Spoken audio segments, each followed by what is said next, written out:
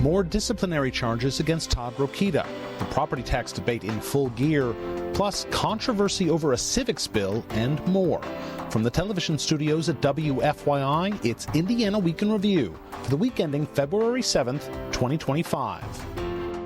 Indiana Week in Review is produced by WFYI in association with Indiana Public Broadcasting Stations. Additional support is provided by the Indy Chamber, working to unite business and community to maintain a strong economy and quality of life.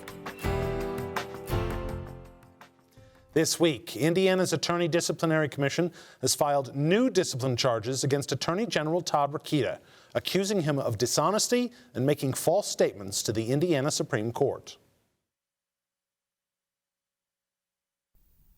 In 2023, the state Supreme Court publicly reprimanded Rokita for his remarks about Dr. Caitlin Bernard after she provided abortion care to a 10-year-old Ohio rape victim. As part of that, the Attorney General signed an affidavit admitting to violating professional conduct rules and accepting responsibility. But in a statement following the reprimand, Rokita said he admitted to the misconduct to save a lot of taxpayer money and distraction while maintaining he did nothing wrong.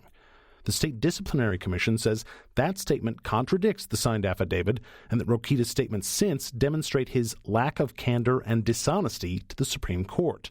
The commission is asking the court to discipline Rokita for professional misconduct. The case could go before a hearing officer in a public hearing, and ultimately the Indiana Supreme Court will decide whether Rokita will be disciplined. In a statement, Rokita accused the Disciplinary Commission of trying to silence him. He says he never contradicted the Supreme Court's reprimand and that the disciplinary process is being politically weaponized against him. So should Todd Rokita be concerned? It's the first question for our Indiana Week in Review panel. Democrat Lindsay Haake, Republican Mike O'Brien, John Schwantes, host of Indiana Lawmakers, and Bonilla Muñiz, reporter for the Indiana Capital Chronicle. I'm Indiana Public Broadcasting State House Bureau Chief Brandon Smith. Mike O'Brien, should Rokita be concerned? He's not acting like it. Right in his reaction, he's actually kind of like crafting what might work, at least politically. He's kind of crafting like a miniature Donald Trump version of this when Trump was going through all these trials and people thought he was just getting, politically, they were just weaponizing the New York courts and the Georgia courts for political reasons, and Rokita's kind of taking the same tack that they're trying to silence him. It's not that he said something. It's the content of what he said, and they don't like it. So they're coming after him. And it's also, when you're dealing with if you just think about it politically, if you're dealing with the Supreme Court, you're in this the Supreme Court's like invisible to people. So you can for Rokita, you can kind of go bang on him and make it sound like he's being politically victimized here.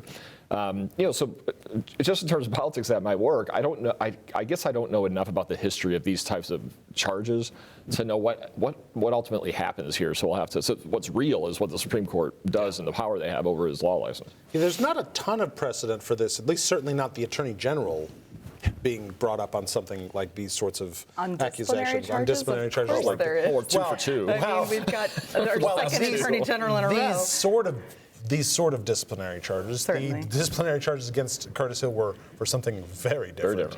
But to that point, Curtis Hill, for something I would argue that is much more serious, which is criminally battering 4 women, is what the Supreme Court said he had done, only got a 30-day suspension of his license. So, I mean, I would expect certainly nothing more serious from that, and that's even if Rokita is found to be guilty.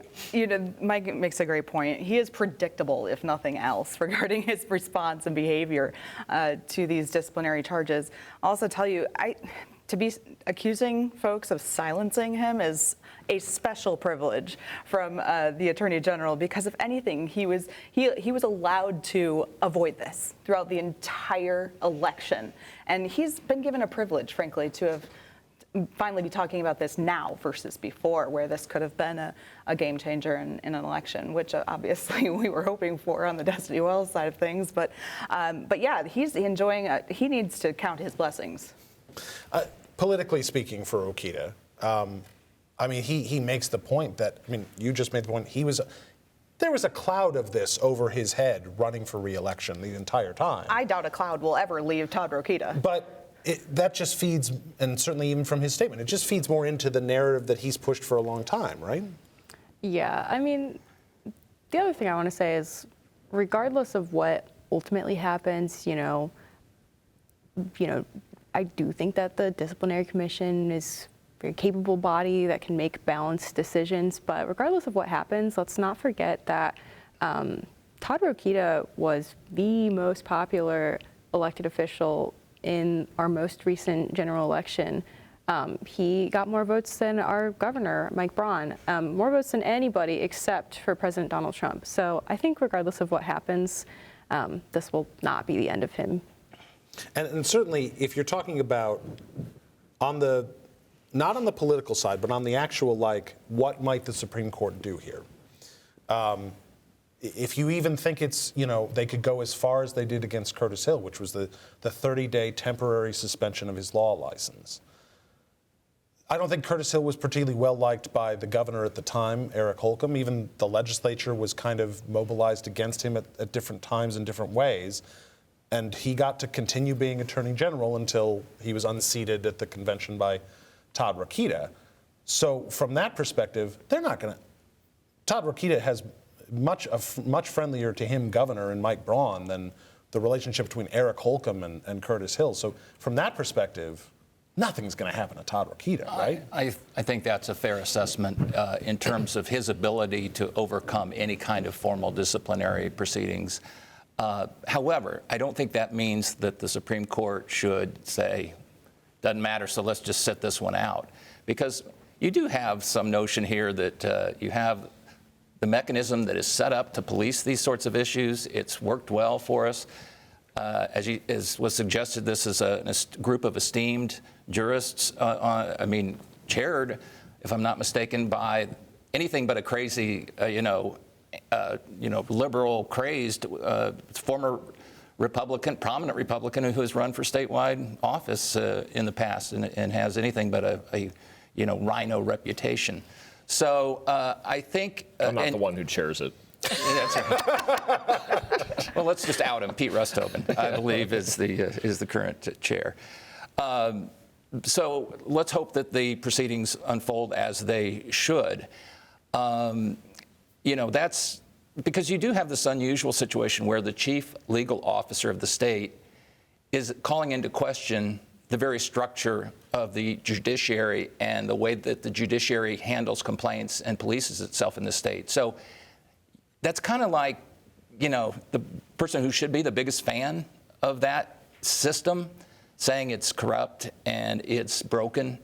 That's problematic. And that's as much about, it seems to me, what this is about is making sure the system, and I'm not using that in any kind of pejorative way or negative way, the system, which has served us well, needs to work here, even if in the end it doesn't have a significant political impact. Right. Governor Mike Braun sent a message this week to local leaders who say his property tax bill could decimate their budgets. Prove it. Braun hosted citizens in his office to highlight the need for relief. Franklin resident Mark Gross says his property taxes have increased about $200 a month over the last decade. He says he's frustrated that local governments don't seem to need the same fiscal discipline he has to use. County taxes, I guess, is what we're really looking at, has a blank check, so to speak, to just keep saying we need more money, we need more money. Local leaders like Carmel Mayor Sue Finkham told lawmakers that communities have used growing property tax revenues to meet rising costs. For example, since 2020, the cost to repave a mile of road has surged 43%, and emergency medical response costs have jumped 33%. Both of these figures exclude rising personnel costs. Governor Braun says local governments need to run more efficiently. Prove it. Prove it that you didn't salt away a lot, that you didn't overburden the taxpayer. Braun's plan would cost local governments, not including schools, more than $500 million a year statewide. Local leaders like Terre Haute Mayor Brandon Sackbun said there's no way to avoid cuts to public safety. Police and fire salaries are 82% of our general fund. Some Republican lawmakers say local governments need to ruthlessly cut. Lindsay, this is going to sound like I'm being sarcastic. This is a genuine question. Does this week and the debate playing out show how complicated it is? It does. To create meaningful property tax relief? Yeah, absolutely. But it also depends on what the goal of property tax relief is if that's to save people money, then The answer is still up in the air. I mean, you've got municipalities left and right, all very, very worried about this. And you look at the side-by-side of the fiscal on this, $146 million hit under Senate Bill 1 for Indianapolis. That's huge. I mean, that is significant when compared to the numbers they have. And then, of course, if you pile it on with the suggested OMB cuts from all the funding last Monday that was frozen but then not frozen. So, I mean, this stands to impact folks in a very big way. Everybody was talking about this at the State House this week. This bled into conversations even down in the Utilities Committee. So this is a real big conversation that, if it stands as it is, I mean, Senator Hultman's got a huge issue on his hands, making people happy with this. To that end, are the folks at the State House in a no-win situation in trying to craft property tax relief? They put themselves in a box politically, but I did like what Governor Braun did this week, because the whole conversation at the State House with people like us is, oh my God, what is the government going to do? And he said, wait, we're going to flip this narrative and bring these homeowners in and say, hey, you tell us what. Let's hear from them. Let's hear from the homeowners who are actually reeling under this. And because the focus is entirely at the State House on, oh my God, what are we going to do with local government? What's the hit going to be on local government? Who are showing up. So it was great that Braun brought real people in to go, hey, this is a problem. At the same time, you also have Governor Braun, though, saying that, and many leaders at the State House, not just Governor Braun, just to be fair, saying that local leaders are not using those tools that they have in their toolbox. But so locals also ask for those tools. Those tools exist because they asked for them. Exactly. So when we try to create this, like, juxtaposition between the legislature cutting taxes and telling locals to go raise taxes and we're going to provide relief. It's like the locals showed up and did that. Now, they may not like the politics of doing that locally, but those are tools they asked for. And so from the legislature's perspective, they're saying, go max out your tools and then come back here and we'll figure out how to make this work. I think the most likely outcome at the end, because of the hit on Indianapolis or whoever, is making sure if they can get anything done, is to make sure it doesn't happen again. That property taxes don't go up 20% year over year. They go up 2% or 3%. It feels like that part of Braun's, I don't know if it'll be those exact numbers, the 2% and 3% caps on growth in the future. I don't know if those will be, but that feels like something that's almost certainly going to be part of whatever the final property tax package is. But John, this is a question I've been asking for a few days now, which is exactly the point that you two just made, which is the message from state lawmakers to local leaders is, well, maybe we're going to cut your property tax dollars, but you have all of this untapped revenue potential in whether it's local income taxes or to fund your roads, local wheel and excise taxes. Exactly. Yeah. Max those out. Ways and Means on Tuesday was like half a dozen local taxes where the mayors of cities were showing up going, give me the authority to raise my taxes. So Max. Same down in utilities. We give you the option of siting control, but yet you're still, So max out those tools, and that won't mean as bad a hit to your budgets. But if what you're ultimately promising to Hoosiers is relief, whether it's coming out of my left pocket for property taxes or my right pocket for wheel and income taxes, am I really going to see relief? You'll see relief for the political careers of the lawmakers who ran in many cases on promising reform, because that something, as Mike says, has to happen. I mean, there's just too many promises, but there is a bit of a trick box here that people have gotten themselves into, and it's going to be hard to dig out because there are real impacts on locals, and if in fact all the local taxing capacity is tapped, well then I think a lot of people who feel that they're hallelujah, I'm going to get a break on my property taxes, are going to get walloped on these with the wheel tax and with the local income tax. I would point out, and in many ways we have created this sort of boogeyman, and I'm not discounting property taxes as the increases, because as the governor pointed out, there was a couple that he highlighted in the State of the State address that had seen in more than 100% increase from 715 up to more than 1,500. But still, I just saw some new data. Indiana, in terms of residential property, primary property, it's the 39th lowest tax burden, not rate, but tax burden across the board on Hoosiers. So Hoosiers are not bearing a lot. I know it's painful. When it goes up 100%, that's painful. But you could argue it could go up 1,000%. But if it starts off at $10 and you're going to 100, and I'm not saying I think that's cold comfort for people who are struggling exactly, to pay it's cold comfort. But my point is, and I'm not articulating it well, is the money's got to come from someplace, and you're not starting from that's not pumping a lot of money into the system. Or let's say it's not pumping the equivalent amount that you would if rates and the structures that other states have adopted were in place. Is the other problem for lawmakers trying to craft relief or promise relief to Hoosiers the fact that no matter what they do on property taxes, if they're only affecting the property tax system, any relief isn't going to come for at least a year? Yeah, I mean, Senate President Pro Tem Roderick Brave, he told us reporters just yesterday that this year's bills, forthcoming bills, can't do anything about that. But I also think that no matter what they do, it's just moving it around. Government costs what government costs. And as many times as Governor Braun and even our legislative leaders say that locals need to find efficiencies, state government needs to find efficiencies, it still will cost something, and that something is still more than people probably want to pay. But I do think that, by, cutting property taxes and letting locals raise income taxes, again, you're just moving it around, but are you moving it around in a way that's advantageous? Like, for example, the 70-year-old who's on Social Security paying less in property taxes versus, the people who are still working and are now getting taxed on greater on their same income, or people that are wealthy enough to own multiple cars and now are seeing higher hits, per car using the wheel tax. Or heck, how about the thousands upon thousands upon thousands of renters in this state who aren't getting hit by property taxes necessarily, but are going to get hit by an income tax increase if that's what locals do. All right, time now for viewer feedback. Each week, we pose an unscientific online poll question, and this week's question is, will Indiana lawmakers pass significant property tax reform legislation in the 2025 session? A, yes, or B, no. Last week, we asked you whether Indiana should move city and town elections to presidential election years. 32% of you say yes, 68% say no. If you'd like to take part in the poll, go to WFYI.org/IWIR and look for the poll.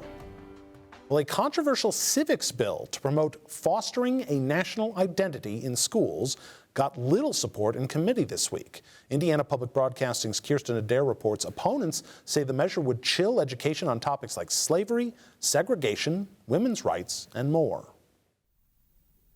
Senator Spencer Deary is the bill's author. He says he's read studies that young Americans don't have pride in their country. If the next generation is not cherishing the founding principles that we view and derive our liberties from, what's going to happen to our country? What's going to happen to our nation? The bill requires civics courses to foster a national identity by teaching principles from the Bill of Rights, the Declaration of Independence, and the United States Constitution. It also prohibits creating a national identity around racial and gender discrimination, victimization, class struggle, privilege, or systemic exclusion. Opponents say the bill would prevent teachers from discussing history like segregation or slavery. Leslie, are lawmakers just asking for trouble with this bill? Well, something to point out, and which was pointed out in the committee meeting, was that this is vague enough where a lot of what matters and what's key is how it's enforced and how it's actually implemented. I think opponents were worried that they wouldn't be able to teach history, a full accounting of U.S. history. How do you talk about the making of the U.S. Constitution if you can't talk about the 3/5 compromise? But something that the author, Senator Spencer Deary, said is that he doesn't necessarily want to stop those discussions, a lot of which are required to be taught.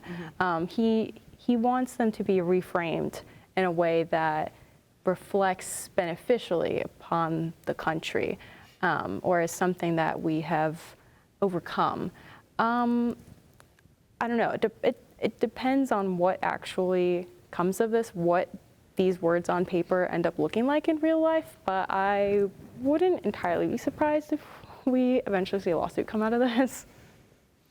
John, it feels like, the last few years, whether it was the CRT discussion of a couple of years ago, where a senator put his foot in his mouth, talking about basically both sidesism, where you're having the DEI conversation now in the Senate, and we'll see how that moves over the House, or this, where I get what he's trying to say, but isn't it real hard to make a law to get at the goal that he's trying to achieve? The only way probably to have a standardized teaching format is to have AI robots in front of every class. Oh, I hope I didn't. I was just going to say, nobody takes that seriously. Give it a minute, John. I think we're almost there. I'm not advocating robots in classrooms. On shows like this. They'll need a tax credit for that. Well, they may need that. It's, because teachers are human. Hold on. Let me just say, no robot could ever replicate what John Schwantes says on a regular basis. Thank you. Thank you. It would have to be destroyed, I think, for the safety of mankind. But clearly, there is judgment that goes into teaching because people are not robots. Robots would not be good teachers, especially for young kids. And let's not even entertain that notion. So let's have people who are skilled in their fields and can make some decisions about this. I think schools are very concerned about what funding they're going to receive. If this were enacted, I think you'd have to make sure there's additional funding to cover the legal bills because, as suggested, this would result, I think, in a lot of litigation. And courts and judges may well find themselves in a position to say, as they do sometimes with what constitutes obscenity, what's the community standard? I can see them doing a lot of narrow arguments about what part of the curriculum on that second Tuesday of October when the teacher talked about X, Y, or Z, was that appropriate or not? And I think they probably would find that they have better things to do. Is this just asking for trouble? What's ironic about this is if you want to teach kids about inequality and sexism and racism, then read the Constitution. It's a story from, and I don't mean that as a slam of the Constitution, it's a story of America striving for equality. So you start with the 3/5 compromise on like the second page of the Constitution, and then you get to the 14th Amendment, the 15th Amendment, the abolishment of slavery and voting rights expansions and all of that. That's so if you don't, but those need to be contextualized throughout. The Constitution needs context. You need an understanding of what the Constitutional Convention of 1787, how it produced the 3/5 compromise, and all the whole history, right? And the pride part is that we're striving for it. We're as you know, with the arc of history, we're always striving for it. Just one personal example of this in my own son's education. A couple years ago, he was in a high school government class, and I was just sitting with him and go through it, and there was a slide called White Flight, and it was about Indianapolis. And it was the story of UNIGOV, and what it explained was of all the great things that UNIGOV brought, leveraging the full population of Marion County, becoming a first-class city, what that meant for downtown development over time, all of that, all upside, right? Except that a lot of affluent people in Center Township who could moved to the other parts of Marion County, north and northwest, northeast, which left a largely African American population in Center Township. And it had a real impact on the success and funding of IPS that we still struggle with today. So, but it was told in the context of like white flight. And so I can understand if someone looks at that, like a parent would look at that and go, you can't teach my kid about that. Yeah. But it's complicated, and those stories need to be told. And is it feel like, and this is, again, the problem of trying to write a bill to say something like this. This is what happens. It's more complicated. Exactly. And this is what happens when you try to shove a talking point or a press release into legislation. You end up with the committee hearing on this was really fraught, frankly. I mean, after we had listened to hours yesterday at the Senate debate on DEI, but this was for me, tougher to listen to because I started out my career at the House working on civic education initiatives, working on the We the People program. And so it's important that we recognize there's already standards for this that we're adhering to that were just discussed by the commission just last year. All right. Finally, one of the House Republican priority bills this session is exploring annexing Illinois counties that have voted to secede from our neighbors to the west. Mike O'Brien is a former resident of Illinois. What are some things that have less of a chance of happening in the near future than absorbing parts of Illinois. I don't know, Bears Super Bowl? Yes. Bears Super Bowl win? Let's go with that. Yes, that's Annexing Super Bowl the Bears. weekend. Let's annex the Bears. No, Where they're trying. They're really trying to do that. There's an actual push. Yeah, there's an actual push to get them to move to Northwest Indiana. John, do you see this happening in the near future? No. I mean, the only thing that there's probably less chance of would be fully funded pre-K for the state. Unfortunately. Ann's not here. You got to bring up pre-K. What a sad We could have gone one whole week. And on that delightfully happy note, that is Indiana Week in Review for this week. Our panel is Democrat Lindsay Haake, Republican Mike O'Brien, John Schwantes of Indiana Lawmakers, and Leslie Bonilla Muñiz of the Indiana Capital Chronicle. You can find Indiana Week in Review's podcast and episodes at wfyi.org/IWIR or on the PBS app. I'm Brandon Smith of Indiana Public Broadcasting. Join us next time, because a lot can happen in an Indiana week.